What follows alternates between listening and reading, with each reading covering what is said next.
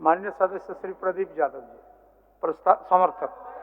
अध्यक्ष महोदय, मैं महामहिम के प्रति इस अभिभाषण के लिए अपनी कृतज्ञता जाहिर करता हूं, अपनी पार्टी की ओर से और इस गठबंधन की ओर से कृतज्ञता जाहिर करता हूं, उनके प्रति आभार व्यक्त करता और उन्हें धन्यवाद देता हूं।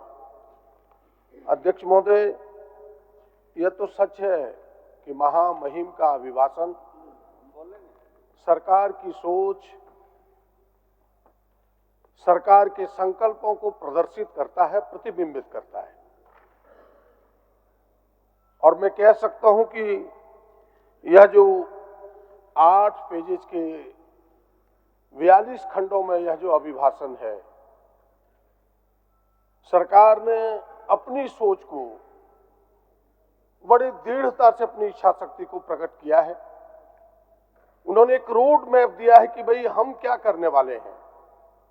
और इस किताब को कह दें आप अध्यक्ष महोदय कि यह सरकार की सोच की एक मजबूत इच्छा शक्ति का प्रकटीकरण है, तो कोई अतिशक्ति नहीं होगा। हम दूसरे शब्दों में कह सकते हैं कि यह जो बुक है कि this book of thoughts and commitment of this government, इस सरकार के कमिटमेंट को दर्शाता है अध्यक्ष महोदय। और मैं कह सकता हूं आगे कि सरकार ने जो कहने का प्रयास किया है कि हम गरीबों के लिए हैं, हम यहाँ के आदिवासी, दलित, मूल वासियों के लिए, अल्पसंख्यकों के लिए, नौजवानों के लिए, किसानों के लिए काम करना चाहते हैं। हम ऐसे लोग नहीं हैं कि अडानी और अंबानी के लिए काम करना चाहते हैं। और एक एक योजनाओं को उन्होंने प्रदर्शित किया है अध्यक्ष महोदय। और सरकार ने समझा कि नर की सेवा ही नारायण की सेवा है और उसी रूप में अपने कदम को आगे बढ़ाया। और आप देख सकते हैं अध्यक्ष महोदय कि यह जो 42 पन्नों का है, 42 खंडों में है, कई चीजों को सरकार ने किसानों के पक्ष में कि बिना सूद के हम उन्हें ऋण उपलब्ध कराएंगे, मजदूरों की मजदूरी 350 रुपया करने के प्रयास करेंगे, राज्य के शिक्षित नौजवानों को 60,000 शिक्षक की बहाली, 15,000 प्रधानाध्यापक, 10,000 पुलिस, 10,000 भाषाई शिक्षक बहाल करने का संकल्प दिखाया है। शिक्षा की बेहतरी के लिए एक्सीलेंस ऑफ जो स्कूल्स है, सीएम एक्सीलेंस स्कूल्स, मदरसा बोर्ड का गठन, क्षेत्रीय भाषाओं को बढ़ावा देने के प्रयास, संकल्प, ये सबको लेके साथ चलने का एक संकल्प है। राष्ट्रीय और अंतर्राष्ट्रीय खिलाड़ियों को मेडल प्राप्त करने वाले को सीधी नौकरी, यहां तक कि पत्रकारों के लिए भी विचार किया, उनके भी बीमा और पेंशन की बात कही है। साथ ही 27% ओबीसी के आरक्षण जो लटका हुआ है उसकी लड़ाई लड़ने की बात कही है। मूल वासियों के लिए 3rd और 4th ग्रेड में तृतीय और चतुर्थ वर्ग की नौकरियों को 100% आरक्षित करने का उन्होंने कहा है। महिलाओं के लिए मैया सम्मान योजना जो पूरी दुनिया में डंका पीट रहा है अध्यक्ष महोदय। और सभी नौकरियों में महिलाओं के 33% आरक्षण, ये तमाम चीजों को यदि आप अवलोकन करें, गहराई से गौर करें, तो लगेगा कि यह सरकार सबका साथ, सबका विकास चाहती है। हम नारों पर चलने वाले लोग नहीं है, हम काम करके दिखाने वाले लोगों में से। और ये करके दिखाया अध्यक्ष महोदय। अध्यक्ष महोदय, मैं कल सुन रहा था प्रतिपक्ष के कुछ नेताओं के विचारों को, कहा कि ये कागज के पन्नों में सिमट के रह जाएगा। अब इन्हें कहने में भी थोड़ी, मैं उन शब्द का उपयोग नहीं करना चाहता, सोचना चाहिए उन्हें। भाई हमने जो कहा, हमने उसे कर दिखाया, तब तो जनता ने मेरे ऊपर विश्वास व्यक्त किया और हमें मुहर लगाया और हम 44 से 54 आए। आप पर विश्वास नहीं व्यक्त किया, आप 24 पर घट के चले गए। अगर इस तरह की उटपटांग बातें आपकी निकलेगी तो यहां से बाहर हो जाइएगा, कोई बचाने वाला नहीं होगा। जनता ये विश्वास हम पर करती है, इस सरकार पर करती है अध्यक्ष महोदय। और मैं कह रहा हूं साफ साफ शब्दों में कि भाई हमारे वादों पर, हमारे संकल्पों पर जनता ने मुहर लगाया। आपके जुमले पर कभी विश्वास नहीं किया। इनकी पुरानी आदत रही है धोखा देने का। मैं इनके फसानों और तरानों के बारे में कहना नहीं चाहता। फसाना का अर्थ आप समझते हैं अध्यक्ष महोदय की कोल कल्पित कहानियों को कहा जाता है। अनेक है, उसकी चर्चा नहीं करना चाहता, पर्दे के अंदर रखना चाहते हैं, पर्दा उठाना नहीं चाहते, नहीं तो भेद खुल जाएगा। ये इनके हैं। लेकिन कुछ जो बातें हैं, इनके धोखेबाजी का एक सीरियल चला उस समय, चुनाव के समय, आपको याद होगा। एक व्यक्ति आया, वो कौन था जो इस सीरियल का अपने आप को अभिनेता कहता था? हेमंत विश्व शर्मा। वो कौन सा आदमी है अध्यक्ष महोदय? मैं एक फोटो आपको देता हूं और हमें लगता है कि यह फोटो पूरी प्रचारित होना चाहिए। ये मोदी लॉन्ड्री योजना का ही निकला हुआ एक व्यक्ति है। मोदी लॉन्ड्री योजना के 8 व्यक्ति के पिक्चर हैं। एक कार्टूनिस्ट ने बड़े ही ईमानदारी से इस 8 पिक्चर को सामने लाया है। पहला है चंद्रबाबू नायडू, दूसरा है एकनाथ शिंदे, तीसरा है हेमंत विश्व शर्मा, चौथा है कैप्टन अमरिंदर, पांचवा है वीएस येदियुरप्पा, छठा है प्रफुल्ल पटेल, सातवां है नारायण राणे और 8वां है अजीत पवार। तीसरे नंबर पर है वो विश्व शर्मा साहब। उसी लॉन्ड्री में ढूल करके वो आए। 14 नवंबर को 2014 नवंबर को जब सीबीआई का छापा पड़ा विश्व शर्मा के ऊपर, हाई कोर्ट ने दिया कि भाई वो जो शारदा चीट फंड का जांच सीबीआई करेगा, दौड़े दौड़े इस लॉन्ड्री में अपने कपड़े को सफेद कराने चले गए।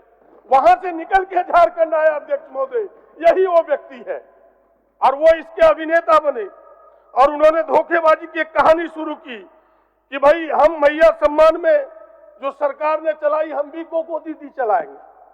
उसकी तारीख फिक्स कर दी उन्होंने, धोखा देने के लिए झारखंड के मां बहनों को। अध्यक्ष महोदय, मुझे उस पर शर्म ना लगा, उस पर मुझे तकलीफ नहीं लगा, लेकिन तकलीफ लगा कि उस अभिनेता के साथ सहनता बन बैठे। मैं बाबूलाल जी के प्रति बड़ी आदर करता हूं, उनके साथ काम करने का लंबा समय तक मौका मिला है। ये भी उनके सहयोगी बन गए। और एक फोटो आपके सामने देना चाहता हूं अध्यक्ष महोदय, ये है बाबूलाल जी का फोटो। जरा देखिए इस फोटो को, गौर कीजिए। उन्होंने कहा कि हम गोगो दीदी भर के दिखाएंगे, सरकार को हिम्मत है तो पकड़ के दिखाओ। बताइए ये क्या है? ये क्या है अध्यक्ष मोदी? ये धोखा नहीं तो क्या है झारखंड के लोगों के साथ? इसीलिए झारखंड के महिलाओं ने, झारखंड के नौजवानों ने, झारखंड के पुरुषों ने कहा कि भाई एक गाना आप सबको पता होगा, साजन चला ससुराल में, कि तुम तो धोखेबाज हो, तुम पर हम विश्वास नहीं करते। उस गाने को अगर आपको याद होगा अध्यक्ष महोदय, तो मैं उस गाने को कहना नहीं चाहता, लेकिन इतना जरूर कहना चाहता अध्यक्ष महोदय कि तुम तो धोखेबाज हो, वादा करके भूल जाते हो। ये गाना खूब चला उस समय कि तुम्हारे ऊपर विश्वास नहीं है। मुझे विश्वास है हेमंत जी पर, मुझे विश्वास है गठबंधन पर, कांग्रेस पर, झारखंड मुक्ति मोर्चा पर, आरजेडी पर, इस गठबंधन पर विश्वास है और विश्वास व्यक्त करके 54 सीटों पर पहुंचा दिया कांग्रेस पर। इससे भी बात ना बनी अध्यक्ष महोदय, तो इन्होंने यहां दंगा फसाद कराने का प्रयास किया। मान्य सदस्य कंक्लूड करिए। हो नहीं, मेरा 25 मिनट है अध्यक्ष महोदय। आपका और कोई बोलेंगे नहीं? नहीं, 25 मिनट है अध्यक्ष महोदय मेरा। चलिए बोलिए। अभी तो 10 मिनट भी नहीं हुआ। मैं कांग्रेस से और बोलने वाला नहीं, 25 मिनट है, मैं अकेले बोल रहा हूँ अध्यक्ष महोदय। चलिए, इसलिए मैं आपसे कह रहा था इस आपका दल का समय इसमें जोड़ दें। जी जी, इसलिए मैं कह रहा हूं अध्यक्ष महोदय, इससे बात ना बनी तो पूरे राज्य को दंगों की आग में झोंकने का प्रयास। घुसपैठिया क्या है? जरा घुसपैठिया की बात कहने वालों से पूछिए, ये बॉर्डर की सुरक्षा किसके जिम्मे है? कौन करता है बॉर्डर की सुरक्षा? भारत सरकार की जिम्मेवारी है, गृह मंत्री जी की जिम्मेवारी है। अगर घुसपैठिया एक भी आया तो असफलता किसकी है? ये गृह मंत्री यहां जवाब दे और उनके नुमाइंदे यहां जवाब दे। यह सफलता आपकी है। आप घुसपैठ के नाम पर दंगा कराना चाहते हैं। अध्यक्ष महोदय, ये माटी बेटी रोटी का नारा दिया इन्होंने। मणिपुर कभी नहीं गए इनके अमित शाह जी, गृह मंत्री जी, दौड़ दौड़ के झारखंड आए। मणिपुर इन्हें याद नहीं आता जहां बेटियों को नंगा करके घुमाया जाता है, आदिवासी बेटियों को नंगा करके घुमाया जाता है, वो उन्हें शर्म नहीं लगता। और यहां की बातें करते हैं कि रोटी बेटी माटी की बात करते हैं। अध्यक्ष महोदय, अध्यक्ष महोदय, सवाल ये है, कितने भद्दे भद्दे नारों टी शर्ट पर दिया गया कि बटोगे तो कटोगे, बटोगे तो कटोगे। ये नारे क्या थे अध्यक्ष महोदय? ये नारा यही था कि इस राज्य को हिंदू मुसलमानों में तफरका पैदा करो, लोगों को इस दंगे की आग में झोंक दो और वोट ले लो। ये ऐसे लोग करने वाले लोग हैं। लेकिन जनता यहां समझ गई, यहाँ के नौजवानों ने समझा कि हम बिरसा के पुजारी हैं, हम सिद्धो कानू के पुजारी हैं, हम गांधी के पुजारी हैं, टाना भगत के पुजारी हैं, हम गौडसे के लोगों के हाथों में झारखंड कतई नहीं दे सकते। इसलिए इन सीटों को लाके हमें दिया है, 54 तक पहुंचा। अध्यक्ष महोदय, कहानी यहां से शुरू होती है। अध्यक्ष महोदय, देश की सत्ता पर बैठे हुए लोगों की जिम्मेवारी बनती है। क्या जिम्मेवारी बनती है? कि देश की धर्मनिरपेक्षता, देश की अखंडता को मजबूत करें। ये उल्टे करते हैं। ये देश की धर्मनिरपेक्षता को ये कमजोर करना चाहते हैं, देश की अखंडता को कमजोर करना चाहते हैं। मुझे वो गीत याद आता है, किशोर कुमार जो आज रहे नहीं, कि चिंगारी यदि भड़के तो सावन उसे बुझाए, और सावन ही आग लगाए तो उसे कौन बुझाए। कहानी यही प्रारंभ होती है। अध्यक्ष महोदय, ये चिंगारी बुझाने वाले लोग नहीं, चिंगारी भड़काने वाले लोग हैं। इसीलिए मैं आपसे कहने के लिए आया हूं। आपके ध्यान में होगा अध्यक्ष महोदय, इन्होंने थोड़े दिन पहले इनके लोग जो अपने प्रस्तावना है संविधान का, उस प्रस्तावना को भी बदलने के लिए सुप्रीम कोर्ट का इन्होंने गुहार लगाया कि इसमें जो धर्मनिरपेक्षता शब्द है और समाजवाद, उस शब्द को हटाया जाए। सुप्रीम कोर्ट के जो कमिटमेंट्स आए, जो कमिट रहा है अध्यक्ष महोदय, जो उनके विचार आए हैं, वो विचार बड़े स्पष्ट हैं। वह विचार की कॉपी में आपके अवलोकन के लिए भेजता हूं। आप इसे जरूर पाठ बनाएं। अध्यक्ष महोदय, आप इसे जरूर पाठ बनाएं। जो उन्होंने कहा उसकी केवल समय कम है, इसलिए मैं सार उसका कहना चाहता हूं कि माननीय कोर्ट ने स्पष्ट शब्दों में कहा, इन शब्दों को लोगों ने, we the people of India, उनके जो शब्द है अध्यक्ष महोदय, वाइड स्प्रेड एक्सेप्टेंस है। 44 वर्षों से लोगों ने इसको स्वीकार किया है, एक बड़े विस्तार रूप से। अब इस प्रकार की चीजों को क्यों ये हटाना चाहते हैं, इसकी मंशा क्या है, ये जगजाहिर हो गया। अध्यक्ष महोदय, आर्टिकल 52 क्या कहता है? ये संविधान मानने वाले लोग नहीं है। आर्टिकल 52 कहता है अध्यक्ष महोदय, इस संविधान का, इस देश का एक राष्ट्रपति होगा जिसमें कार्यपालिका की सारे अधिकार निहित होंगे और वो देश का पहला नागरिक होगा। ये संविधान का आर्टिकल कहता है अध्यक्ष महोदय। लेकिन आपको मैं एक चित्र देना चाहता हूं सामने, आप इस चित्र को देखें जरा। देखिए, प्रधानमंत्री बैठे हुए हैं। किशोर जी जरा ध्यान दीजिए, प्रधानमंत्री बैठे हुए, राष्ट्रपति खड़े हैं। जरा देखें आप इसे, राष्ट्रपति खड़े। क्या ये संविधान का उल्लंघन नहीं है? आर्टिकल 52 का उल्लंघन नहीं है? ये जो 52 संविधान का आर्टिकल 52 है, क्या कहता है? राष्ट्रपति सर्वोपरि होगा देश का। और देखिए, इस चित्र में महामहिम खड़ी है। मैं मानता हूं कि आडवाणी जी मजबूर है, बैठे हुए हैं। प्रधानमंत्री जी, आप किस मजबूरी से बैठे हैं? इसलिए कि आदिवासी महिला राष्ट्रपति है, इसलिए आपने सम्मान नहीं किया, इसलिए इतनी हिम्मत आपने दिखाई कि राष्ट्रपति को खड़ा करके आप बैठे रह गए। अध्यक्ष महोदय, ये इस संविधान को मानने वाले लोग नहीं है। इन्हें विश्वास किस पर है? ये मनुस्मृति पर, ये मनुस्मृति पर विश्वास। इस किताब को देखें, इस पर ये विश्वास करते हैं। इनके संविधान पर ये संविधान पर विश्वास नहीं करते अध्यक्ष महोदय। और देश के आजादी में लड़े हुए पुरखों को मैं बधाई देना चाहता हूं, हृदय से आभार व्यक्त करता हूं, उन्हें प्रणाम करता हूं 100 बार कि हमें ये संविधान दिया जिस कारण से हम सब बोल पाते हैं, हम सब यहां तक पहुंच पाए। वरना ये तो इसी मनुस्मृति को लेकर चलते। उसके केवल एक खंड को आपको पढ़ के सुनाता हूं अध्यक्ष महोदय। मनुस्मृति के 4 अध्याय का 80 और 81 श्लोक को मैं पढ़ता हूं अध्यक्ष महोदय कि न शूद्राय मति दद्यात्, न उच्छिष्टम हवि कृष्टम, न च अस्य उपदेशे धर्म, न च अस्य व्रतम आदि से। और दूसरा है यो ही अस्य धर्ममाचेष्टे यह च एव आदि सती व्रतम स्वसमृतम नाम तम स्वतनेव मज्जात। यानी कह रहा है कि शूद्र को सुनने का तो दूर, उसको कोई उपदेश भी नहीं दे सकता धर्म का।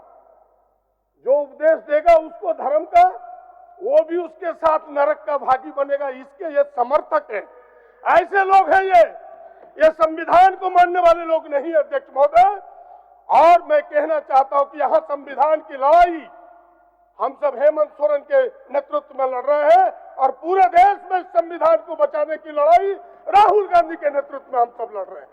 हो गया संविधान को माननीय सदस्य, हो गया आपका समय। नहीं अध्यक्ष महोदय, है समय, आप देखें, हो गया समय है, हो गया समय आप देखें। आप हो गया।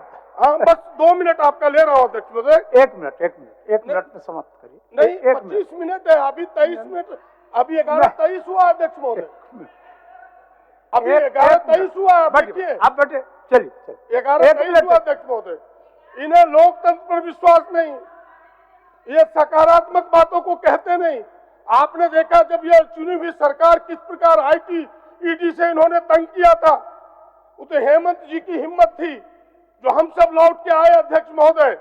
अध्यक्ष महोदय, मैं आपके आग्रह को मानते हुए इतना जरूर कहना चाहता हूं कि ये लोग फिर से हमें तंग करेंगे, फिर से हमें परेशान करेंगे, लेकिन हम सब डरने वाले लोग नहीं है। बस आज की मौसम में, आज के समय जो माहौल इन्होंने बनाया है पूरे देश में, जो जनता की पुकार है, 4 पंक्तियों को कह करके मैं आप अपने विचार को विराम दूंगा अध्यक्ष महोदय। कि वक्त आया है, इन 4 पंक्तियों से अभिव्यक्त करता हूं। उठो अब गौतम समाधि को छोड़ो, उठो अब गौतम समाधि को छोड़ो, उतर आओ ईसा सलीबों को तोड़ो, अब आओ मोहम्मद कहो फिर से कूड़ा कि फिर से मोहब्बत को भूला है इंसान। अब आओ नानक निधेवान बनकर चले आओ अब तो हिमालय से शंकर के फिर जहर को इस जमी से मिटाओ। ये पीरो, ये फकीरो, ये विरसा, ये सिद्धो सभी लौट आओ, अब एक साथ सबको मोहब्बत सिखाओ। हे माधव अभी मत से बंसी बजाओ, अभी सिर्फ हमको ये हासिल नहीं है, उठो हम सफीरो ये मंजिल नहीं है। अध्यक्ष महोदय, इन्हीं चंद बातों के साथ कि माननीय सदस्य हमलाल मुर्मू जी सरकार ने रखा है, उनको केवल एक सुझाव देते हुए कि सारी बातें आई है, लेकिन जाति जनगणना सरकार ने पहले से संकल्प लिया है, वो जाति जनगणना हो। इन्हीं सुझावों के साथ आपको साधुवाद और अपने महामहिम राज्य के पाल के प्रति फिर से एक बार कृतज्ञता व्यक्त करते हुए गठबंधन की ओर से धन्यवाद, नमस्कार, जोहार।